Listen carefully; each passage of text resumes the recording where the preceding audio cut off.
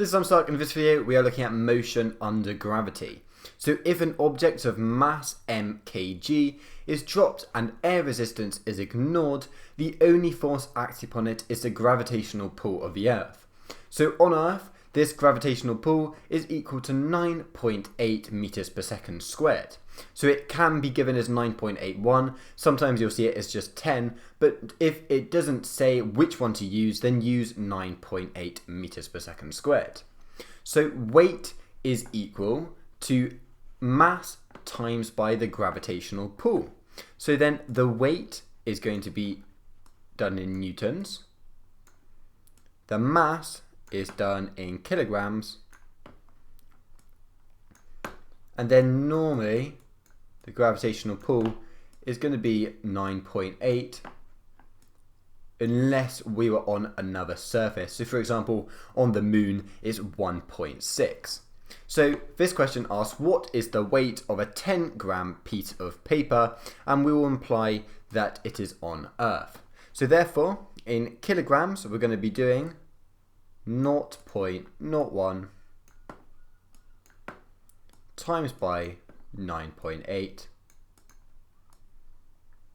That is equal to 0.098 newtons. So that is its weight in comparison to its mass, which it gives us there.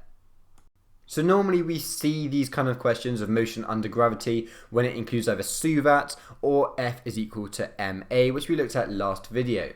But the first question here says a ball is thrown vertically upwards. It returns to its starting point after 3 seconds. Find the speed with which it was thrown, and you may assume that g is equal to 9.81 meters per second squared. So for this question, as we have time, we have displacement, and we also have acceleration, we can use SUVAT equations. And then we can just find out the missing thing that we need, which in this case is the initial speed. So write down our SUVAT, and then displacement is going to be 0, and that's because it returns to its starting point. So although it has travelled, it's not the distance travelled, it's displacement, and it's returned to a starting point, so displacement is going to be 0. Then the initial speed, that is what it's asking for. Find the speed with which it was thrown, which implies the initial velocity. The final velocity, we don't know, and we also do not need. And then acceleration, this is where we're going to be using this idea of g. And in this case, it's not going to be 9.81. In fact, it's going to be minus 9.81. And this is because gravity is acting that way there. And we are saying that this is the positive direction. We could change it around, but in this case, there's no point. We're saying that upwards is a positive direction. So therefore, acceleration is acting downwards, and therefore it's going to be minus 9.81. And then time, that is 3 seconds. So therefore, now we have all of these. If you haven't watched my SUVAT equation, watch that before you see this, because that will help, but I will briefly explain it. We're going to be using the one without v in it, which is S is equal to ut plus half at squared. So therefore, we've got S is equal to 0, ut, that's going to be equal to 3u, and that's going to be minus half at squared. It's going to be minus 44.1. So therefore, what we're going to get is 3u is equal to 44.1. So therefore, 44.1 divided by 3, u is going to be equal to 14.7 meters per second. So the next question here is saying that a block is pulled along a horizontal surface by a horizontal string. So if we were to draw that, we now have a block here, and it's being pulled horizontally. So at first it doesn't necessarily look like we are going to be using motion under gravity because it is just horizontal. However, it then says that the tension in the string is 450 newtons. So here we have the tension there. And then the resistance force is going to be 300 newtons. So we have our resistance force there. Then it says that the normal reaction force, now the normal reaction force acts above, and that is said to be 250 newtons. So then we have to work out the mass and the acceleration of a block, and you may assume that g is equal to 10 meters per second squared. So because we have this normal reaction force going up, there has to be something there which is counteracting it, and it's going to be in equilibrium vertically. So therefore this is going to be 10m.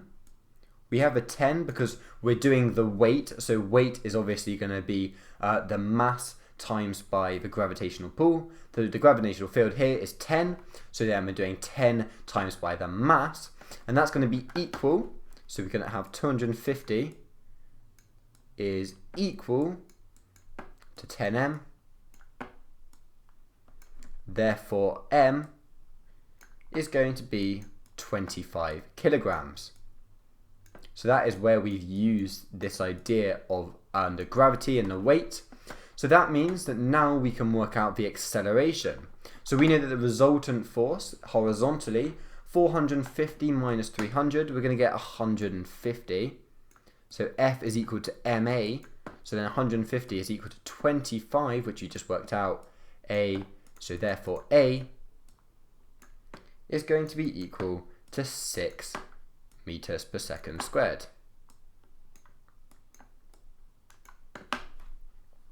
The next question involves a pulley, and it says that a particle A of mass 5 kilograms, so that one there is going to be this here, and we can say that is 5 kg, and that rests on a smooth horizontal table. So particle A is attached to one end of a light inextensible string, which passes over a smooth pulley fixed to the edge of a table. The other end of a string is attached to particle B of mass 4 kilograms. Now that means that going down, that's going to be 4g. So that's mass times the g, which is going to be the gravitational pull. And then we also know that afterwards it says which hangs freely below the pulley 1.4 meters above the ground. We've got 1.4 meters there. Now the system is released from rest with the string taut, and particle A does not reach the pulley before B reaches the ground. So part A asks us to find the tension in the string before B hits the ground. And the tension is acting this way here, is also acting up here. So to work this out, we're going to separate and look at A and B individually. So we'll start off with A, and we know that F is equal to MA. The resultant force here is just T, so that means that T is going to be equal to M, which is 5, and A we do not know. Then we look at B. Now in this case we also know that F is equal to MA, but this time we have 4g going down, so it's going to be 4g, but then that has a resistance force of T, so 4g minus T, that's going to be MA, so MA in this case is going to be just 4A.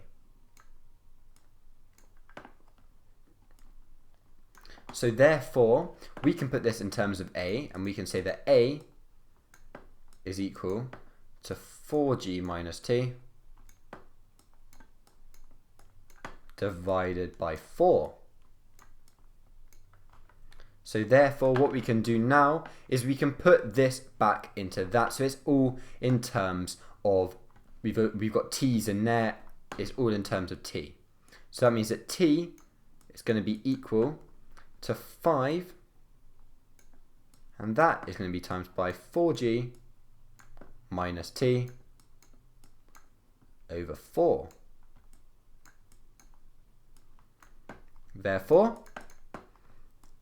T is going to be equal to 20g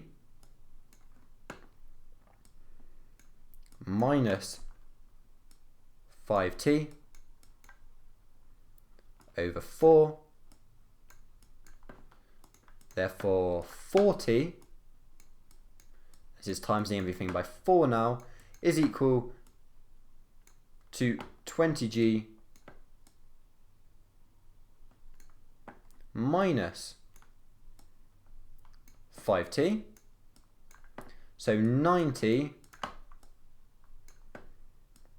is equal to 20g.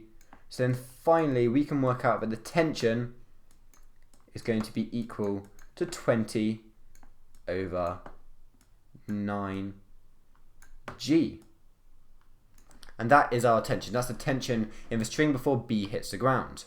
So the next question, it asks us, find the time taken for B to reach the ground. So this looks immediately like it's going to involve SUVATs.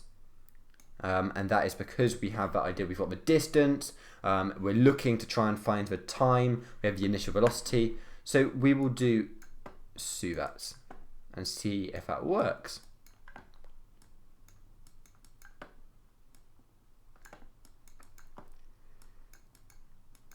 So first of all, S, we know that displacement to reach the ground is 1.4 meters. We know that U, the initial velocity, it says in here that it starts off at rest, so therefore it's going to be 0. Then V, well, we don't need V, we also don't know it, so V, we'll put a cross by that. A, we've just been working out, but we haven't worked it out completely, we've just worked out what A is. So if we want to do it properly, then we can say that A is going to be equal to 4g minus, and then 20 over 9g divided by 4. Therefore, A is equal to 4 over 9g. So there we can put that in as A, 4 over 9g. So then T, that is the thing we're trying to work out. So by using this, we don't have V, so we're going to use S is equal to UT plus half AT squared. Therefore, 1.4 is going to be equal to 0, and that's going to be then 2 over 9 g times by t squared. Now we can do 1.4 divided by 2 over 9g, which we can put in our calculator now. We'll substitute g in for 9.8 now. That is equal to t squared. So then for if we square root that, we get that 2 is equal to 0.8 seconds.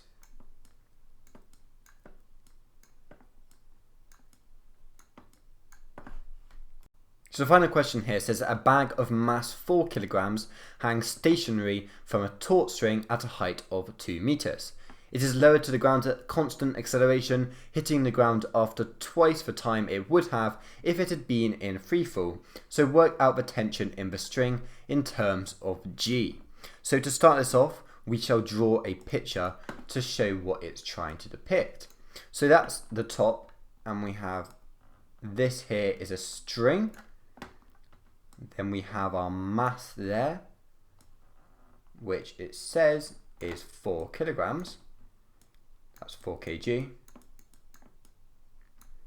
And then we have to the ground there. We know that's going to be 2 meters here. So that's going to be 2 meters. We also know this is going down at 4g. That's the weight going down, but it's also got this here, which is the tension. And that is what we're trying to work out, what this tension is. So in order to do this, we are going to have to work out how quickly it would be if it did not have any tension. And we know that that's going to be twice as quick as it is currently with this tension. So therefore, we're going to use SUVAT as it says constant acceleration, which means that we are able to use SUVATs here. So S is going to be 2, then U is going to be 0 because it's hangs stationary, which means that it starts off 0. V, we do not know, we do not need to know. Then A, that is going to be 9.8. Now it says you can work it out in terms of G. I'm going to start it off by just putting 9.8 in, and then at the end we're just going to divide our answer by 9.8, just because it's quite easier for some questions to do that, or you don't want loads and loads of G's when you're trying to work out unknown variables. But then T, we're just going to say that is the thing we're trying to work out. We'll put in T for this now. So we know it's going to be 9.8 though, not minus 9.8, because we're looking at going down. We're saying that this now is a positive direction. Otherwise, if we're going to say that this was a positive direction up here, then it would have had to be minus 2 as well. That would still work. You could put minus 2 and minus 9.8, but that's why we have it both positive. So we're saying that is now the positive direction.